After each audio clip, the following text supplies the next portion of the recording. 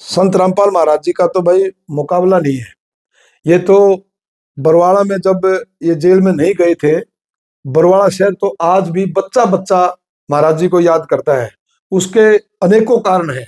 उसके कारण ये भी है कि एक हफ्ते में हर हफ्ता लाखों लोग जो महाराज जी के अनुयायी थे, जो उनके समर्थक थे, वो बरवाड़ा में आते थे। और भाई आज तक तो अगर महाराज जी जेल में नहीं होते ना और बरवाड़ा का आश्रम चल रहा होता, तो यहाँ एक तो रेलवे का जंक्शन बन जाता। 1 लाख आदमी एक हफ्ते में आते थे। बेचारे रेहड़ी वाले हमारे बरवाड़ा के जो पकोड़े बेचते थे, मेरी उनसे कई बार जाता हूँ, बात होती है, बोला जी हमारा तो रोजगार ही खत्म हो गया, हमारे तो बच्चे भूखे मरने कगार पर आ गए। 3-3 4-4 क्विंटल एक रेहड़ी वाला पकोड़े बिक जाते थे। हमारे जो सब्जी मंडी में सब्जी वाले दुकानदार थे, वो बेचारे महाराज जी को याद कर करके रोते हैं कि भाई महाराज जी जब थे तो हमारी तो मतलब ये मानो कि 25% बिजनेस रहा, क्विंटलों क्विंटल, सैकड़ों क्विंटल सब्जी लग जाती थी। और पेट्रोल पंप वाले थे, वो नुकरे हमारा तो तेल ही बहुत अच्छा बिक्री होती। मतलब बरवाड़ा शहर का 36 बिरादरी के भाई और हर व्यापारी, चाहे वो छोटा था, चाहे किराने का था, चाहे कपड़े का था, चाहे वो आपका सब्जी की रेहड़ी लगाता था, चाहे सब्जी मंडी वाले थे, चाहे बेचारा गैस एजेंसी वाला था, जो भी थे, हर आदमी बरवाड़े का बच्चा बच्चा महाराज जी को याद करता है। और सच्चाई के अंदर बात यह है कि हमारे बरवाड़े का तो अब तक बहुत विकास हो गया होता। और प्रत्यक्ष को प्रमाण की जरूरत नहीं है। जो काम सरकार को करना चाहिए था, किसान के खेत से पानी निकालने के लिए, आज भी फसलों में पानी खड़ा है। फसलें तो खत्म होगी, खेतों में पानी खड़ा है।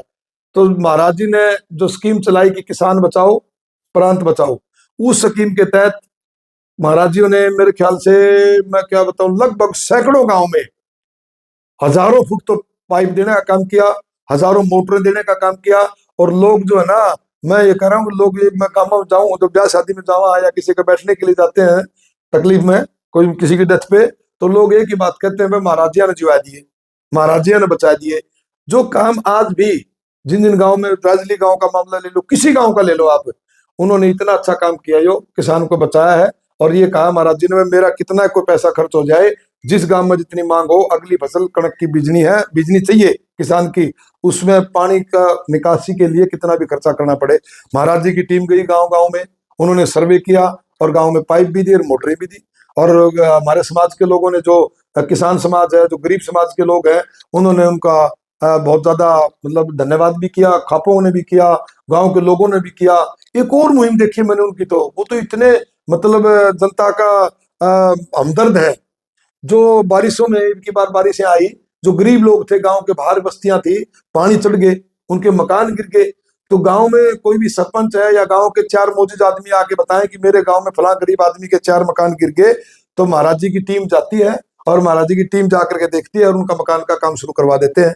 मैं ये कहता हूँ, महाराज जी तो एक तरह से मतलब लोगों के मन में बस गए और लोग उनको तो भगवान के रूप में देखने लगते हैं कि वे संत महाराज जी, रामपाल महाराज जी ने तो हमारे को जिवा दिया। किसान है, चाहे मजदूर है, चाहे बेचारा गरीब आदमी है, भाई देखो जिसका मकान गिर गया, वो तो बेचारा सड़क पे आ गया, और उसका मकान कहीं नहीं घूमना, उसको सिर्फ उसके एक महाराज जी तक बात पहुंचनी चाहिए कि वह फला का मकान गिर गया।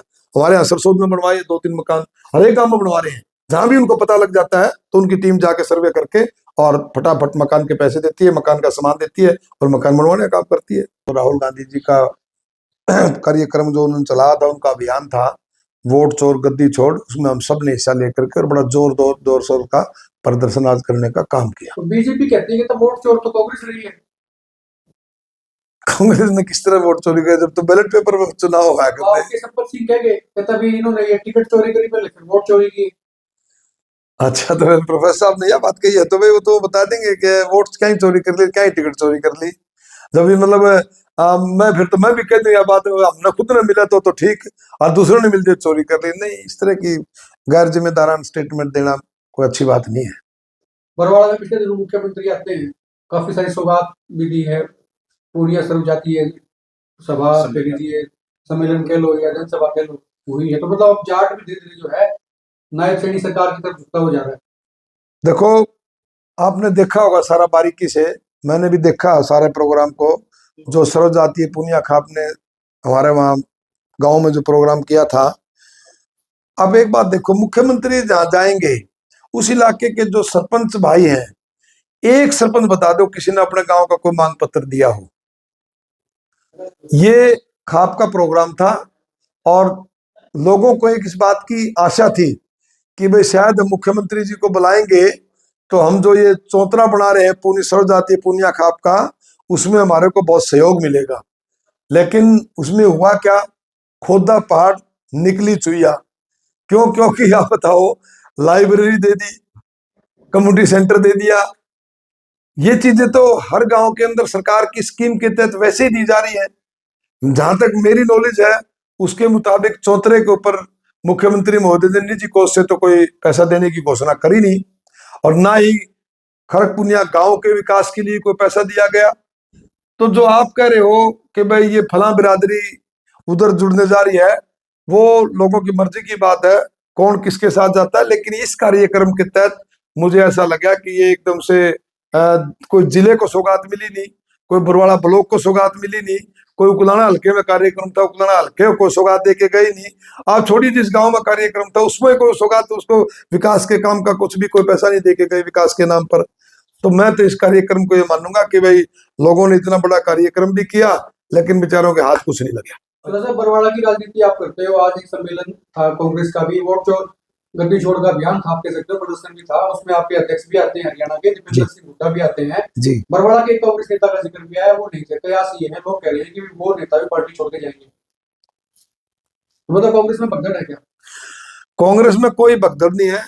जो लोग, वो कहते हैं ना, अपने करतूतों की वजह से हताश हो रखे हैं, जिन लोगों की वजह से, जिन लोगों की कार्य प्रणाली की वजह से कांग्रेस पार्टी को नुकसान हुआ, आज वो कांग्रेस पार्टी को नुक्ताचीनी बोलते हैं कि भाई वो देने आओ बुणाई घटा बताओ सूत। मतलब लोगों ने उनको नकार दिया, लोगों ने उनके पक्ष से मतदान नहीं किया। इसलिए नहीं किया, वो जात पात की राजनीति करते थे और भ्रष्टाचारी की राजनीति करते थे, इसलिए लोगों ने उनको नकार दिया। वो कांग्रेस पार्टी में कसूर काट रहे हैं, और कभी चोरी भूपेंद्र सिंह हुड्डा में, कभी दीपेंद्र हुड्डा जी में, और कभी और हमारे जो सांसद हैं उनमें कसूर काटते हैं। तो भाई किसी में कसूर काटने की बजाय अपने गिरेबा में झांको कि लोगों ने तुम्हें वोट क्यों नहीं दिया। तो साहब आपके पोस्टर्स लगे हुए हैं, जाट और गुज्जर दिल्ली में तार ठोक रहे हैं, क्या क्या है ये? हाँ हाँ, ये ठीक है, आपकी बात है। ये एक हमने मुहिम चलाई है, जो राजनीतिक लोगों ने, खासतौर से भाजपा ने, जो जात पात का जहर घोल दिया, जो समाज को तोड़ने का काम कर रही है भाजपा। हमारा एक ये प्रयास है, अखिल भारतीय जाट महासभा का ये प्रयास है कि हम दूसरे जो हमारे साथी हैं, जो हमारे समकक्ष हैं, यानी कि जैसे गुज्जर भाई है, सैनी भाई है, हीर भाई है, जो खेती कौमें हैं, उन सबको हम इकट्ठा करें एक प्लेटफॉर्म पर, और एक इस तरह का समाज का निर्माण करें। राजनीति में कोई कहीं जिसका मन करे वहां किसी का साथ दे, हमारा इस बात से कोई लेना देना नहीं है।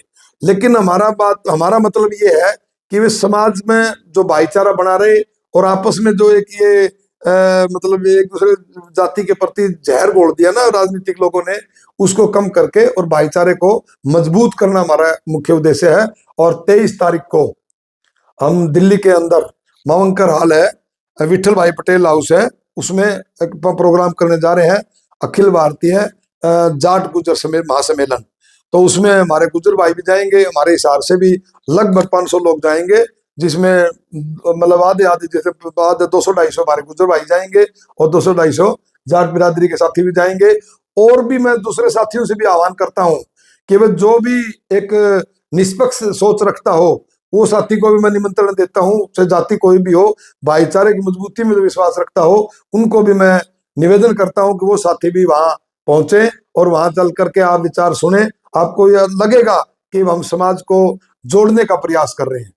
राजनीति का हमको वहां कोई हमारा एजेंडा नहीं होता कि वह कौन किस ग्रुप में, कौन किस पार्टी में समर्थन करेगा, हमारा कोई लेना देना नहीं है। हमारा तो एक मुख्य उद्देश्य यह है कि भाईचारे में जो आपस में एक कड़वाहट पैदा कर दी भारतीय जनता पार्टी ने खास तौर से, उस कड़वाहट को दूर करके और भाईचारे को मजबूत करें। इसलिए हमें 23 तारीख का सम्मेलन दिल्ली में रखा गया है।